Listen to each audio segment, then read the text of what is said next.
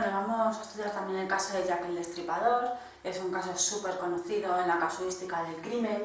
Es un caso no resuelto y lo que podemos destacar sobre todo de este caso es que el modus operandi del asesino es completamente diferente, porque existía estrangulación, hay víctimas que por ejemplo murieron degolladas y hay otras que murieron por mutilación abdominal. Vamos a hablar ahora del caso de Jack el Destripador y debemos comenzar diciendo que muy probablemente para los niveles de violencia actuales el caso de Jack el Destripador no tenga nada de especial. Sin embargo, su notoriedad, la notoriedad de este asesino inglés, radica en ser quizás el primer caso de asesino serial en el mundo, o por lo menos el que más relevancia ha tenido para tratarse de un caso del año 1888. En toda la historia de la criminología no ha habido un solo asesino que haya levantado el nivel de especulación que ha habido en torno al caso de Jack el Destripador. Sus asesinatos tuvieron lugar en East End, en Londres, en el año 1888, en un periodo de 3 meses. En ese tiempo, 5 prostitutas fueron sacrificadas y cada una de ellas recibió cortes en la garganta antes de ser mutiladas. Volvemos a repetir, para los niveles de violencia actuales el caso posiblemente no tuviese la trascendencia que han tenido a través de la historia otros casos que han sido más contundentes, pero sí es cierto que para aquel entonces esto generó un revuelo realmente espectacular. En aquel entonces, hablamos del año 1888, era muy difícil explicarse qué era lo que estaba sucediendo, y por eso empiezan a surgir toda una serie de hipótesis alrededor, en torno de quién podía ser el asesino que estaba perpetrando estos crímenes. Una de las primeras hipótesis en torno a quién podía ser y por qué actuaba así Jack el Destripador era que se trataba de un doctor, de un médico, que tomaba la vida de prostitutas como un acto reivindicativo, ya que su hijo probablemente hubiese muerto por sífilis. La habilidad que mostraba en los cortes que realizaba sustentaba esa teoría de que estábamos ante la presencia de alguien con conocimientos médicos. Sin embargo, esta hipótesis era una invención periodística que lo que intentaba era dar luz o explicar lo que estaba sucediendo, que en aquel entonces no era habitual.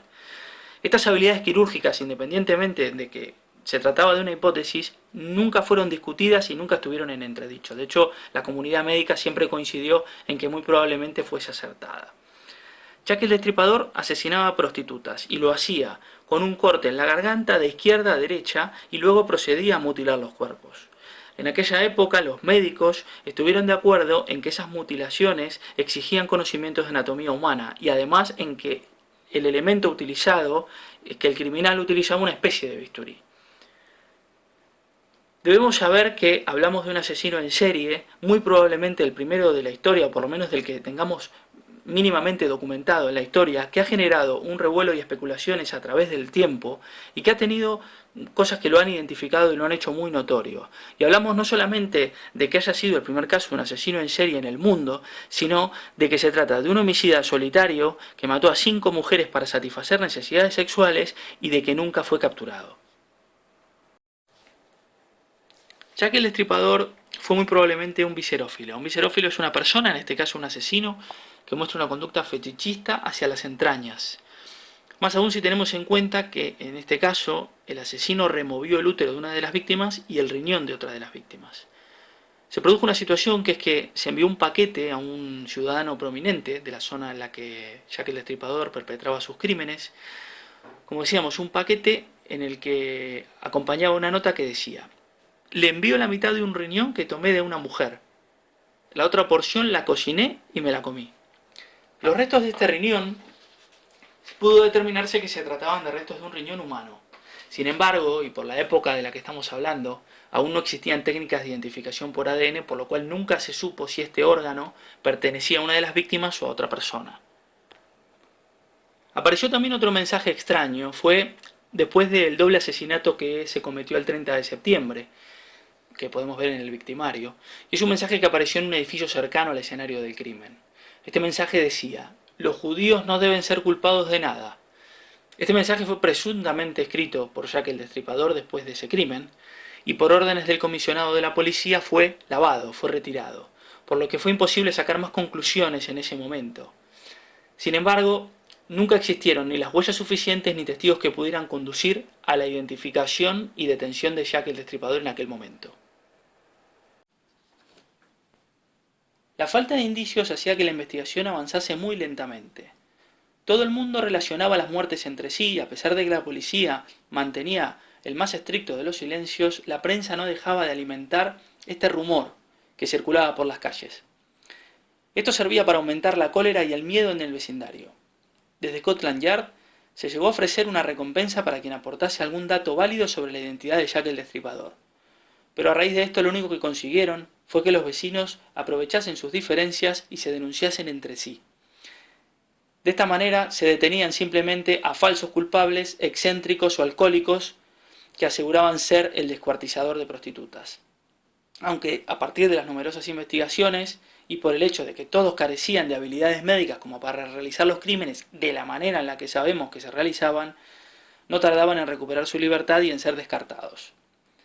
El 25 de septiembre, la Agencia Estatal de Noticias recibió una nota en tinta roja firmada por el propio Jack el Destripador, cuyo contenido decía: «Querido jefe, desde hace días oigo que la policía me ha cogido, pero en realidad todavía no me han pescado. No soporto a cierto tipo de mujeres y no dejaré de destriparlas hasta que haya terminado con ellas. El último es un magnífico trabajo. A la dama en cuestión no le dio tiempo a chillar. Me gusta mi trabajo y estoy ansioso de empezar de nuevo. Pronto tendrá noticias mías y de mi gracioso jueguecito». A partir de entonces, Jack el Destripador continúa escribiendo cartas y poemas destinados al jefe de la policía de Londres, jactándose de la habilidad para escabullirse en la oscuridad de las calles y evitar ser atrapado por la multitud que en aquel entonces, encolerizada, perseguía a los posibles asesinos. Hacía también alarde de la perfección de sus crímenes y anticipaba nuevos ataques, siempre dando a entender que se trataba de sí mismo como una persona muy inteligente y muy segura de sí misma. Hay ciertos elementos en la forma en la que fueron sacrificadas las víctimas de Jack el Destripador que merecen un comentario especial. Como decíamos, el 30 de septiembre de 1888, Jack el Destripador asesina a 2 mujeres. Esta conducta no es algo inusual en el campo de los asesinos múltiples. Existe el caso de Ted Bundy en los Estados Unidos y también el caso de Edmund Kemper, el gigante cazador de cabezas, y de Alberto de Salvo, el estrangulador de Boston, por mencionar algunos. La primera de las víctimas de ese doble asesinato que comete Jack el Destripador, de nombre Elizabeth Stride, no fue mutilada, por lo que se cree que Jack fue interrumpido y no pudo alcanzar esa gratificación sexual que buscaba, por lo que habría tenido que sacrificar y mutilar a continuación a Catherine Eddowes.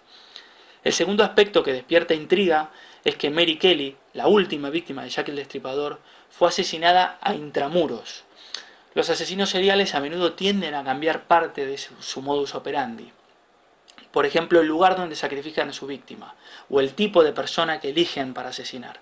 En esta ocasión, Jack se aleja de su lugar favorito, que era el East End de Londres, donde se habría incrementado la presencia policíaca, y decide acabar en el propio departamento de la víctima. Hablamos de esta víctima que se llama Mary Kelly, que es asesinada a intramuros, y la mutila de manera grotesca. Lo que queremos decir es que él cambia el modus operandi y deja de asesinar en la calle para asesinar dentro del apartamento de esta que fue su última víctima.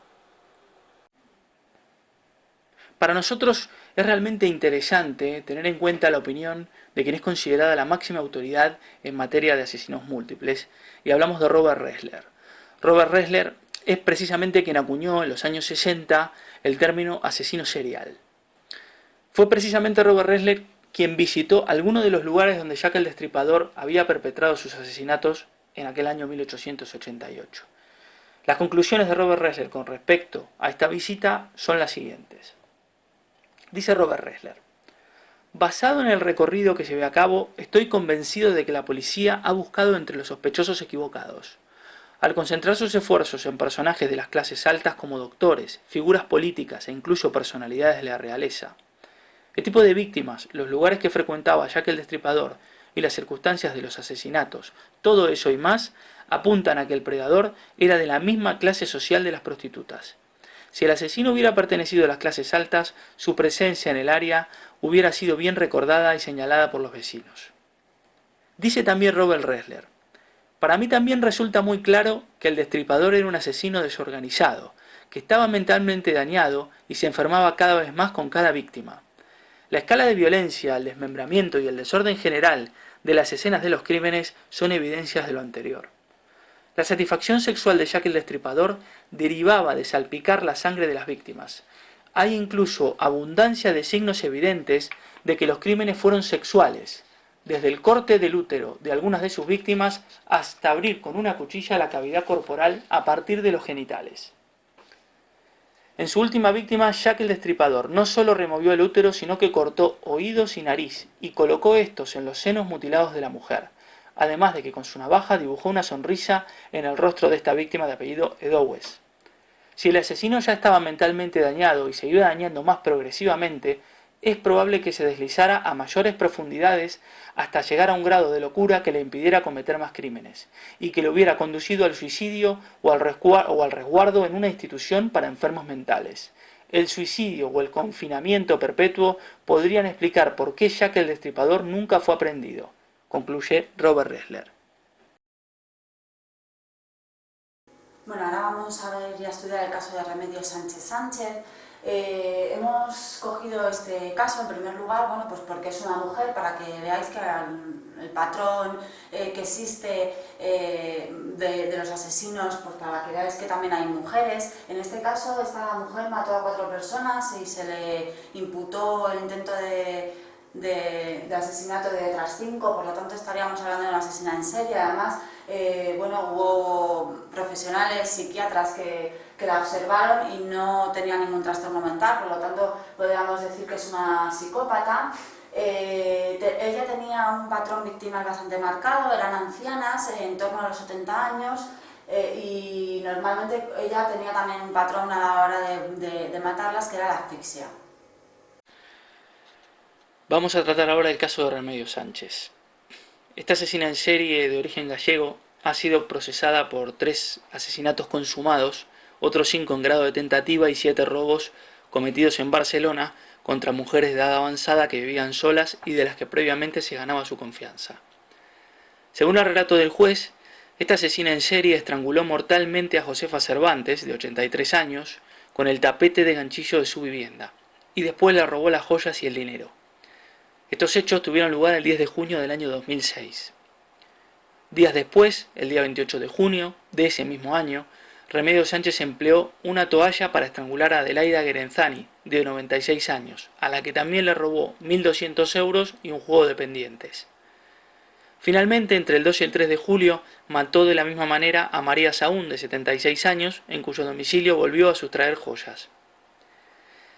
Esta gallega, afincada en la ciudad condal y natural de San Cristóbal de Dormea, una de las parroquias de Boimorto, intentó asesinar en las mismas fechas a otras 4 mujeres que lograron sobrevivir, aunque perdieron las joyas. Además, una 5ª víctima salvó la vida gracias a la aparición de su marido.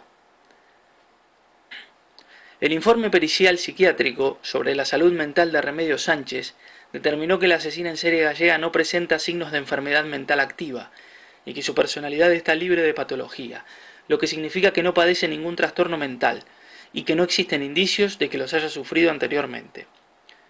Muchos expertos consideran que el estrangulamiento, técnica que utilizó la gallega Remedios Sánchez para asesinar a sus víctimas, es el sistema más personal de matar, ya que el homicida ejecuta el crimen con sus propias manos y utilizando la fuerza de su cuerpo. Quizá por eso eligiera mujeres de edades avanzadas, ya que según los especialistas, con mujeres más jóvenes no hubiese podido. El estrangulamiento también es el método de matar que proporciona a los asesinos más gratificaciones del tipo emocional.